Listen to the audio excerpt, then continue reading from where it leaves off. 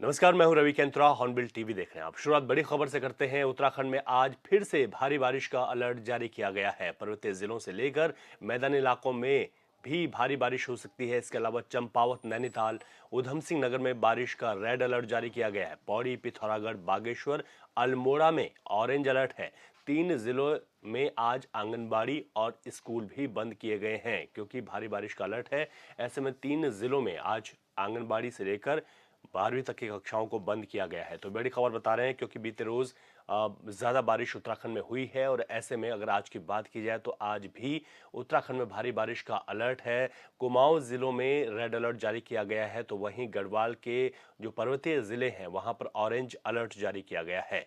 तो ये बड़ी खबर आपको बता रहे हैं, जहां पर कल से लेकर लगातार मूसलाधार बारिश उत्तराखंड में हुई है। बारिश से कई जगह हमने देखा कि भूस्खलन भी हुआ है, लेकिन बारिश की जो मार है वो अभी भी कम नहीं हो रही है। पर्वतीय जिलों में आज भी भारी बारिश का अलर्ट है। उधर कुमाऊं में रेड अलर्ट है, यानी कि भारी से बहुत भारी बारिश हो सकती है। ऐसे में उत्तराखंड के 3 जिले ऐसे हैं जहां पर रेड अलर्ट जारी किया गया है, जहां पर स्कूलों को बंद किया गया है।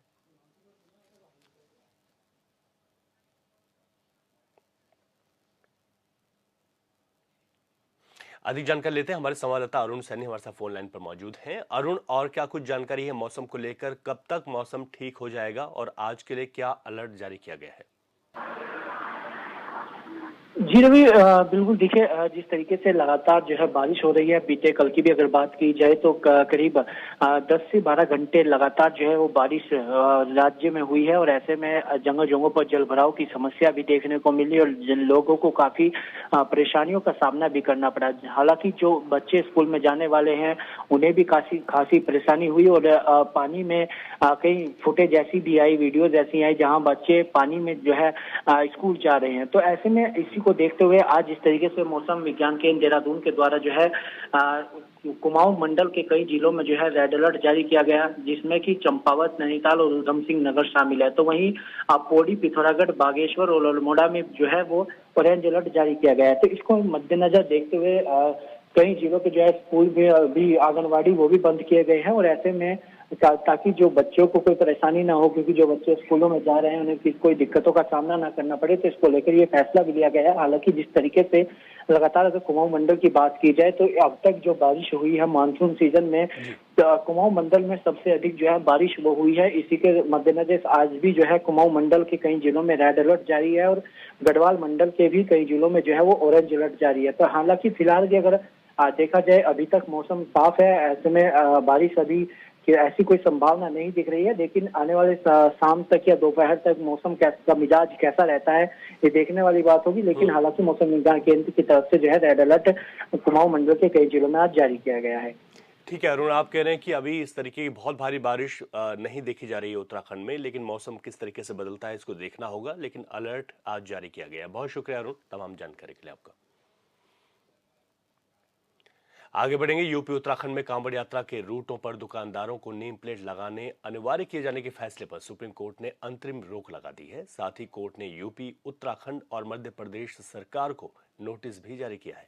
कोर्ट का कहना है कि दुकानदारों को अपनी पहचान बताने की जरूरत नहीं है। दुकानदारों को सिर्फ खाने के प्रकार बताने होंगे। ढाबे में खाना शाकाहारी है या मांसाहारी। इस मामले में अब 26 जुलाई को भी अगली सुनवाई होगी। अब इससे पर विपक्ष बीजेपी पर हमलावर है और बीजेपी की तरफ से सफाई दी जा रही है।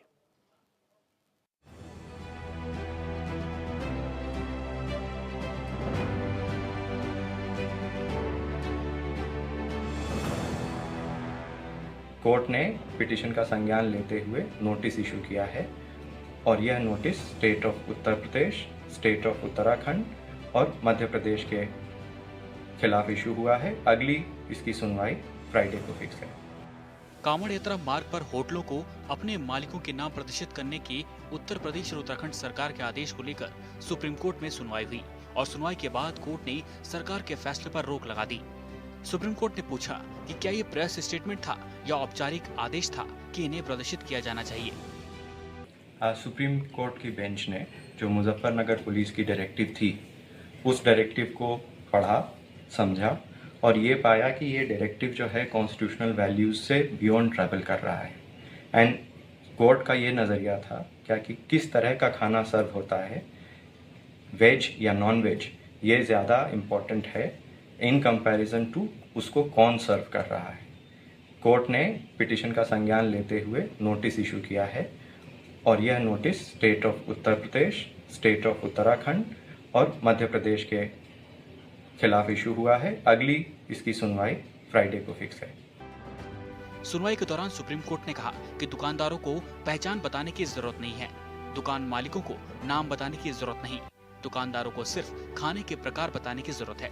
मतलब यह है कि दुकान पर सिर्फ लिखे होने की जरूरत है कि वहां मांसाहारी खाना मिल रहा है या शाकाहारी खाना। कोर्ट ने इस मामले में अदालत ने उत्तर प्रदेश, उत्तराखंड और मध्य प्रदेश सरकार को नोटिस जारी किया है। ने कहा है कि दुकानदारों को केवल खाने के प्रकार बताने होंगे कि वह शाकाहारी हैं या मांसाहारी। नेम प्लेट केस की अगली सुनवाई 26 जुलाई को होगी। दरअसल कांवड़ यात्रा के रूट पर दुकानदारों को अपनी पहचान बताने को कहा गया था, जिसके बाद ये देखा गया कि दुकानदारों ने अपनी दुकान के बाहर अपने नाम का पोस्टर लगाया था। इस मामले को लेकर ये भी सामने आया था कि कई दुकानों के नाम हिंदुओं के नाम पर रखे गए थे, लेकिन उनके मालिक मुस्लिम थे। इस मामले को लेकर सोशल मीडिया पर भी लोग बड़ी संख्या में अपनी प्रतिक्रिया रख रहे थे और राजनीतिक बयानबाजी भी सामने आ रही थी। विपक्षी दल सरकार के इस फैसले का विरोध कर रहे थे। सुप्रीम कोर्ट ने भारतीय जनता पार्टी के मुंह पर कहीं न कहीं करारा तमाचा मारा है और एक असंवैधानिक फैसले को रोका है। सुप्रीम कोर्ट को कोटि कोटि धन्यवाद कि इस विभाजनकारी और सांप्रदायिक फैसले पर उन्होंने रोक लगाई ताकि सांप्रदायिक सौहार्द बचा रह सके, कांवड़ यात्रा निर्बाध रूप से जारी रहे, धार्मिक यात्रा का राजनीतिक उद्देश्य न हो, धार्मिक यात्रा और सामाजिक यात्रा सामाजिक और धार्मिक सौहार्द के रूप में रहे। सुप्रीम कोर्ट का बारंबार धन्यवाद। उत्तराखंड बीजेपी प्रदेश मीडिया प्रभारी मनवीर सिंह चौहान का कहना है कि अभी कोर्ट ने उस पर कोई फैसला नहीं लिया, अंतरिम रोक लगाई है। वहीं चौहान का कहना है कि किसी भी व्यक्ति को अपनी नाम और पहचान बताने में कोई परेशानी नहीं होनी चाहिए। हमारे माता पिता ने जो हमें पहचान का नाम दिया है, उसको बताने में किसी भी व्यक्ति को किसी भी प्रकार की समस्या नहीं होनी चाहिए। सुप्रीम कोर्ट ने अंतरिम रोक उस पर लगाई है, अभी कोई फैसला उस पर नहीं दिया है। लेकिन न्यायालय का चाहे कोई भी हो, सभी हम सम्मान करते हैं, लेकिन हर व्यक्ति की पहचान होनी चाहिए। जो हमारे माँ और पिता ने हमको नाम दिया है, उस नाम को हमको सबके सामने बोलने में आपत्ति क्या है?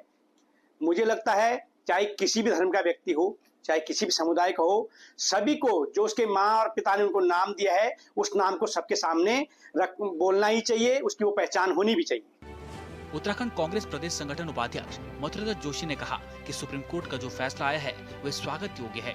इस फैसले में सभी को अपना कारोबार करने का अधिकार है, लेकिन ऐसे फैसले लेकर बीजेपी सरकार देश का सांप्रदायिक माहौल खराब करना चाहती है, गंगा जमुना तहजीब को नष्ट करना चाहती है। मथुरा जोशी ने कहा कि उत्तर प्रदेश और उत्तराखंड सरकार ने तो सारी हदें पार कर दी है, संविधान की मर्यादाएं लांघ दी हैं। देखिए, माननीय उच्चतम न्यायालय का जो फैसला आया है वो बहुत ही स्वागत योग्य फैसला है। ये देश फरमानों से नहीं चलेगा, नादिरशाही फरमानों से नहीं चलेगा, ये देश संविधान से चलेगा।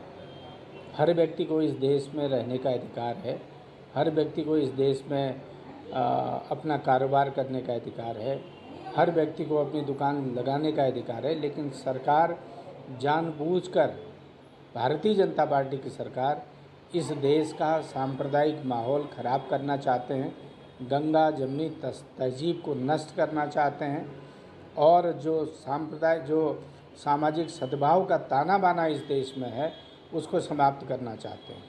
और उत्तर प्रदेश सरकार और उत्तराखंड सरकार ने तो हदें पार कर दी, संविधान की मर्यादाएं भी लांघ दी, संविधान की सीमाएं पार कर दी।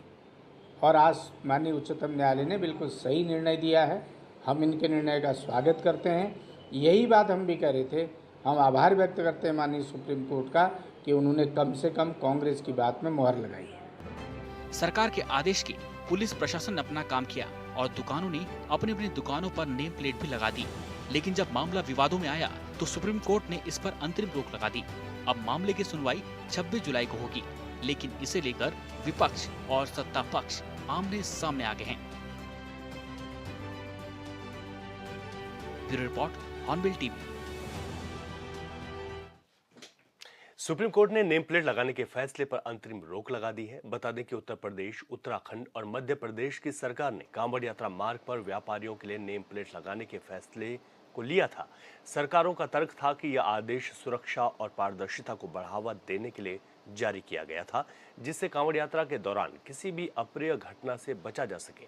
जिस पर सुनवाई करते हुए सुप्रीम कोर्ट ने कहा है कि यह आदेश व्यवसायियों की निजता के अधिकार का उल्लंघन करता है। कोर्ट ने यह भी कहा कि इस फैसले के बाद कुछ व्यापारियों में खुशी की लहर है, तो कुछ का कहना है कि सरकार ने जो फैसला लिया था वो अच्छा था, उससे कांवड़ियों की शुद्धता बनी रहती। जो सरकार ने निर्णय लिया है वो सही लिया है। इससे हमारी फल पे जो बिक्री है इस पर भी कोई हमारा प्रभाव नहीं पड़ेगा। हम सही से बेचेंगे, उसके बाद जो भी प्रशासन हमें कहेगा उस पर हम एग्री है। अब तो सरकार के निर्णय पर रोक लगा दी है कोर्ट ने। जी, कोर्ट के निर्णय कैसे मानते हैं? कोर्ट का निर्णय सही है, जैसे कोर्ट ने निर्णय दिया है उसके लिए हम सहमत है। नेम प्लेट लगा रखी है? नेम प्लेट भी है और पूरी फ्रूट जो हम व्यापार करते हैं उसकी लिस्ट है हमारे पास। सही था जी फैसला, लेकिन वो उन्हें पता लग जाएगा ये हिंदू है या मुसलमान। अच्छा, और ये सरकार का ये सही फैसला था जी। ये गलत है, बिल्कुल गलत। आम कांवड़िए सभी रोड पे, दुकान पे, सभी दुकानों पे खाना खाते, पानी पीते, चाय पीते हैं। ये बढ़िया है। यानी कि सरकार ने जो फैसला लिया था वो सही था। सही था। बम बम भोले के जयकारों के साथ कांवड़ यात्रा का सिलसिला लगातार जारी है। हरिद्वार में श्रद्धालुओं की भीड़ उमड़ रही है। हरियाणा सरकार में मंत्री रहे रामविलास शर्मा अपने परिवार के साथ हरिद्वार पहुंचे, जहां बीजेपी विधायक मदन कौशिक ने फूल वर्षा कर उनका स्वागत किया। इस दौरान श्रद्धालुओं में काफी उत्साह देखा गया है। वहीं पूर्व मंत्री रामविलास शर्मा ने कहा कि कांवड़ यात्रा उनकी आस्था का प्रतीक है और वो हर साल इसमें हिस्सा लेते हैं। कि आज लगातार हमारा सारे भारतीय जनता पार्टी के कार्यकर्ता, सारे हमारे मंडल पदाधिकारी लगातार कांवड़ियों का स्वागत और अभिनंदन कर रहे हैं। आज हमारा सौभाग्य इस रूप में है कि हरियाणा के पूर्व मंत्री, पूर्व प्रदेश अध्यक्ष, बहुत वरिष्ठ नेता, हम सबके मार्गदर्शक आदरणीय रामविलास शर्मा जी स्वयं कांवड़ लेकर यहाँ से शुरू हुआ है उनको। आज उनका स्वागत भी किया और उनके साथ अन्य कांवड़ियों का स्वागत भी हमें करने का अवसर मिला। मैं इस अवसर पर सभी कांवड़ बंधुओं का, जो हमारे बंधु हैं, उनका स्वागत करता हूं। हरिद्वार के बहादुराबाद थाना क्षेत्र में लगातार कांवड़ियों का हुड़दंग देखा जा रहा है। अब ट्रक से हल्की टक्कर लगने पर कांवड़ियों ने ट्रक ड्राइवर को पीट दिया, साथ ही साथ ट्रक में भी तोड़फोड़ कर दी, जिसका वीडियो सोशल मीडिया पर जमकर वायरल हो रहा है। इस घटना ने पुलिस व्यवस्थाओं पर भी गंभीर सवाल खड़े कर दिए हैं।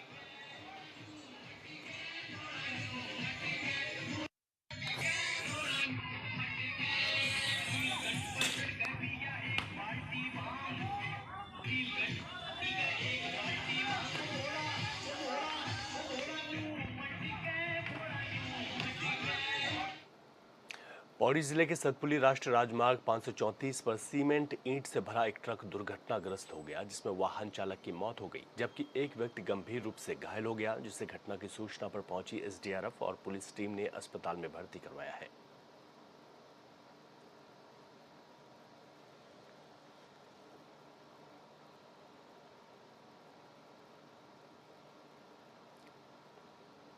उत्तराखंड में राष्ट्रीय प्रौद्योगिकी संस्थान यानी एनआईटी का स्थायी परिसर पौड़ी के सुमाड़ी में बनना है, जिस पर करीब 713 करोड़ रुपए खर्च होने वाले हैं, जिसके लिए यहां के लोगों ने जमीन भी दी, लेकिन निर्माण कार्य शुरू न होने से लोगों में नाराजगी है।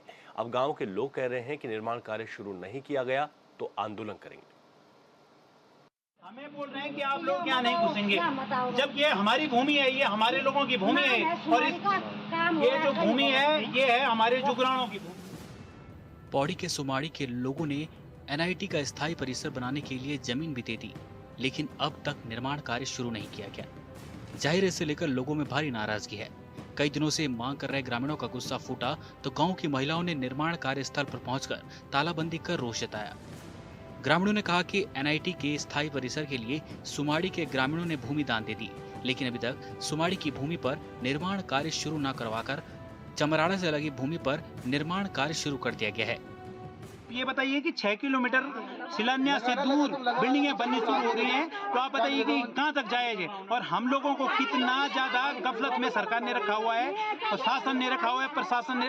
13 साल हम लोगों ने वेट किया अपनी जमीनों के लिए कि हमारे यहाँ NIT बनेगा, लेकिन आज भी हमारे बेरोजगार युवा सारे इस आशा में हैं कि हमें रोजगार मिलेगा। लेकिन कंपनी वालों ने अभी तक, हम इनके साथ कई दौर की मीटिंग कर चुके हैं, कई दौर की मीटिंग, कई बार हम एग्रेसिव भी हुए हैं कंपनी वालों के साथ में। हम 27 या 28 मई को DM साहब के पास गए थे, आशीष चौहान जी के पास गए थे थोड़ी। आशीष चौहान जी ने हमें पूरा आश्वासन दिया था कि आपकी NBCC, NIT और ये जो कंपनी निर्माण कर रही है सेम इंडिया, ये आपके साथ आपकी गांव में आके बैठक करेगी।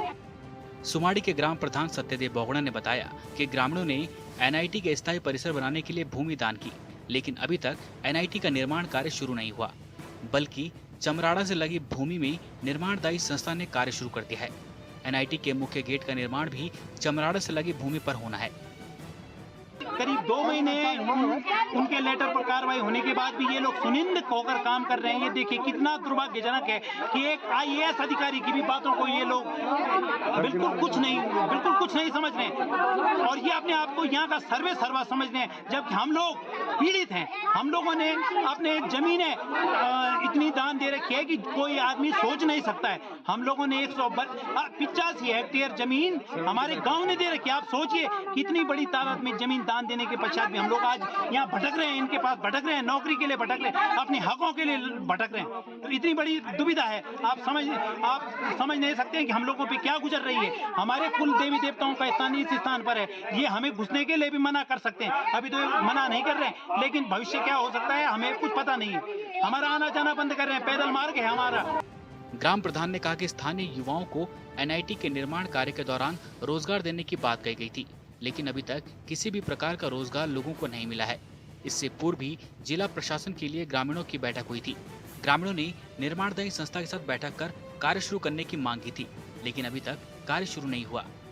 जो सुमाड़ी की भूमि है वो 70% भूमि जा रखी है और अन्य जो गांव है उनकी 25% है। तो कायदे से तो यही होता है, जिस आदमी ने इस चीज़ के लिए संघर्ष किया है, जिस आदमी ने अपने 10-10, 20-20 साल इस चीज़ के लिए लगा दिए हैं और जिनके बाल झड़ गए हैं इस चीज़ के लिए, तो और हमें उस चीज़ का अधिकार कुछ भी नहीं मिल पा रहा है। और सरकार केवल हमें धोखे में रख रही है। अब आप मुख्य द्वार भी देख लीजिए, यहाँ पे एक आदमी ने, एक हमारे मित्र ने केवल यहाँ पे एक दुकान खोली थी, उसी में जो बगल वाले गाँव है वो हम पे अधिकार जमाने लग गए। तो आप बताइए कि ये कहाँ का वो है। दरअसल साल 2010 में उत्तराखंड में राष्ट्रीय प्रौद्योगिकी संस्थान की स्थापना की घोषणा हुई थी। तत्कालीन मुख्यमंत्री रमेश पोखरियाल निशंक ने NIT का स्थायी परिसर सुमाड़ी में बनाए जाने की घोषणा की थी। साल 2011 से NIT का स्थायी परिसर श्रीनगर में पॉलिटेक्निक परिसर में संचालित हो रहा है। घोषणा होने के बाद अगर स्थायी परिसर कहीं और बनेगा तो लोगों में नाराजगी तो होगी ही। सब कुछ हमने संघर्ष किया, सारी भूमि हमारी गई, लगभग 75% भूमि हमारी है एक गांव की, और केवल 25% एक मैंने मिल करके और गांव दे रहे हैं और वो हम पे अधिकार जमा रहे हैं। तो ऐसा कहीं होता नहीं। हमारा एक रिक्वेस्ट है, सरकार से भी रिक्वेस्ट है, आप लोगों से, मीडिया से रिक्वेस्ट है कि जन जन तक ये आवाज हमारी पहुंचेगी। NIT उत्तराखंड के स्थायी परिसर सुमाड़ी में 713 करोड़ की लागत से पहले फेज के निर्माण होने हैं, जिसमें कहा गया है कि सुमाड़ी में प्रशासनिक भवन, छात्रावास, कक्षाएं, प्रयोगशाला, ओपन थिएटर, प्रेक्षागृह, खेल मैदान, शिक्षक और स्टाफ आवास समेत अन्य निर्माण कार्य होंगे, जिसकी लागत 713 करोड़ रुपए होगी। Bureau report, hornbill TV.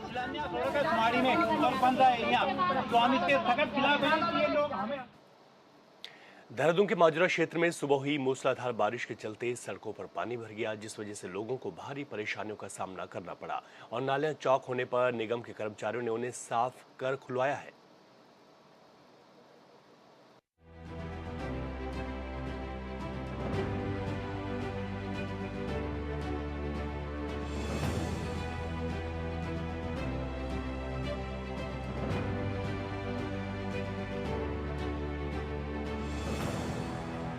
सोमवार की सुबह हुई तेज बारिश के बाद उत्तराखंड की राजधानी देहरादून की सड़कें तालाब बन गईं। दुकानों में पानी घुस गया। पानी का बहाव इतना तेज था कि गाड़ियों के पहिए थम गए। और इतना कुछ होने के बाद नगर निगम वाले भाई साहब सड़क किनारे नालियां खोज रहे थे। यही तो थी, फिर कहां चले गए? नालियां पानी घोंट क्यों नहीं रही हैं? पहले ही नगर निगम ने नालियों की सफाई ठीक ढंग से की होती तो आज ये दिन न देखना पड़ता। जो देहरादून का पुराना स्वरूप था स्मार्ट सिटी के नाम पर, उसको भी समाप्त कर दिया गया। यहाँ के ड्रेनेज सिस्टम को बिल्कुल ही ख़त्म कर दिया गया और चाहिए था कि सीवरेज और ड्रेनेज सिस्टम यहाँ की ठीक करते तो जल भराव न होता। देहरादून शहर पहले ज़माने में एक बूंद पानी अगर राजपुर गिरती थी तो लक्खीबाग पहुँचती थी, ये स्थिति थी। देवभूमि की राजधानी पानी से भर गई और सत्ताधारी पार्टी बीजेपी कह रही है कि देवतुल्य जनता को परेशानी तो हो रही है, लेकिन सरकार बेहतर काम कर रही है। मुख्यमंत्री पुष्कर सिंह धामी खुद भी इसे लेकर गंभीर हैं और अधिकारियों को दिशा निर्देश दे रहे हैं। शहरी विकास मंत्री प्रेमचंद अग्रवाल भी गंभीरता से काम कर रहे हैं। बरसात के महीनों पहले ही नगर निगम और सरकार पूरी तैयारी होने का दावा तो करती है, लेकिन जब वक्त आता है तो सारे दावे झूठ लगने लगते हैं। इस समय कुछ समस्या तो जनता को, हमारी देवतुल्य जनता को देखने को मिल रही है, उसका हमें खेद भी है और मुख्यमंत्री जी भी इसका लगातार संज्ञान ले रहे हैं। हमारे शहरी विकास मंत्री श्री प्रेमचंद अग्रवाल जी भी लगातार उसका निरीक्षण कर रहे हैं। डीएम भी लगातार दौरा करती नजर आ रही है। तो जहां जहां इस प्रकार की दिक्कत आ रही है उसका निस्तारण किया जा रहा है। और क्योंकि बरसात आ गई है तो थोड़ा बहुत जो स्मार्ट सिटी का काम रह गया था उससे जनता को निश्चित तौर पर दिक्कत का सामना करना पड़ रहा है, लेकिन उसका निस्तारीकरण जिस तरीके से हो सकता है हमारी सरकार पूरा करने की कोशिश कर रही है। दलीलें देना बंद कीजिए मैडम। 2017 से ही प्रदेश में बीजेपी की डबल इंजन वाली सरकार है और सरकार का दावा है कि बीजेपी की सरकार में राज्य की तेजी से तस्वीर बदल रही है। इसमें कोई शक भी नहीं है कि प्रदेश के मुखिया पुष्कर सिंह धामी लगातार बैठकें कर अधिकारियों को दिशा निर्देश दे रहे हैं। लेकिन सवाल यह है कि अगर सब कुछ सीएम ही देखेंगे तो फिर कैबिनेट के मंत्री का क्या काम है। दरअसल देहरादून में सोमवार की सुबह से ही रुक रुक कर बारिश होती रही। बरसात इतनी तेज थी कि सड़कें पानी से लबालब हो गई। घंटाघर से लेकर रिस्पना पुल के समीप तक मुख्य सड़क पर भारी मात्रा में पानी भर गया। इससे वाहन चालकों को परेशानी का सामना करना पड़ा। इसके अलावा अजबपुर फ्लाईओवर पर बने अंडरपास में भी पानी भर गया। क्योंकि बरसात आ गई है तो थोड़ा बहुत जो स्मार्ट सिटी का काम रह गया था उससे जनता को निश्चित तौर पर दिक्कत का सामना करना पड़ रहा है, लेकिन उसका निस्तारीकरण जिस तरीके से हो सकता है हमारी सरकार पूरा करने की कोशिश कर रही है। 2017 से ही राज्य में बीजेपी की डबल इंजन वाली सरकार है और डबल इंजन की सरकार में ही ऐसी तस्वीरें मीडिया की सुर्खियां बनेगी तो विपक्ष तो सवाल उठाएगा ही। और विपक्ष का सवाल कहीं से गलत भी नहीं है। विकास कार्यों का दम भरने वाली बीजेपी सरकार की मौजूदा वक्त में स्थिति यह है कि प्रदेश की राजधानी में अब तक ड्रेनेज सिस्टम तक नहीं बन पाया है। देहरादून में इनका मेयर है, हल्द्वानी में इनका मेयर है, काशीपुर में इनका मेयर है, रुद्रपुर में इनका मेयर है। वो क्या कर रहे हैं? और इन्हीं शहरों की हालत सबसे ज़्यादा खराब है। देहरादून का ड्रेनेज सिस्टम आपने देखा पूरा कोलैप्स कर गया। जो देहरादून का पुराना स्वरूप था स्मार्ट सिटी के नाम पर, उसको भी समाप्त कर दिया गया। यहाँ के ड्रेनेज सिस्टम को बिल्कुल ही ख़त्म कर दिया गया और चाहिए था कि सीवरेज और ड्रेनेज सिस्टम यहाँ की ठीक करते तो जल भराव न होता। देहरादून शहर पहले ज़माने में एक बूंद पानी अगर राजपुर गिरती थी तो लक्खीबाग पहुँचती थी, ये स्थिति थी। लेकिन सरकार जब से भाजपा की आई है या भाजपा के मेयर बने हैं, कोई स्मार्ट सिटी की बात करते हैं, कोई कुछ बनाने की बात करते हैं, लेकिन इतना हमारा आरोप जरूर है कि जो देहरादून का पुराना स्वरूप था उसको भी बिगाड़ने का काम इस सरकार ने किया है। कहते हैं किसी भी राज्य में कम से कम राजधानी की स्थिति तो ठीक रहती ही है, लेकिन तस्वीरें गवाह हैं कि देहरादून में अगर तेज बारिश होती है फिर शहर के ज्यादातर इलाके तालाब में तब्दील हो जाते हैं। राजधानी की इन तस्वीरों को देखने के बाद अंदाजा लगाना मुश्किल काम नहीं है कि प्रदेश के बाकी जिलों की स्थिति क्या होगी। Bureau report, hornbill TV. और इस बुलेटिन में अभी के लिए इतना ही। खबरों से अपडेट रहें और देखते रहें हॉर्नबिल टीवी। नमस्कार।